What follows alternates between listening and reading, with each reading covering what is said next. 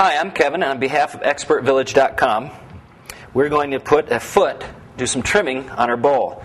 Right now what I'm doing is I took a little bit of clay, rolled them up into like a little snake like this, holding my bowl. I already showed you how to center it, and I got it centered. I'm holding my bowl in place, and now I'm pressing down on these wads so my bowl doesn't move. Trimming tool. I like to put a finger, and it doesn't matter, any finger down in here, thumb touching, hands always touching again. Start putting some pressure against this bowl, and you'll get these rings starting to come out. This is called trimming.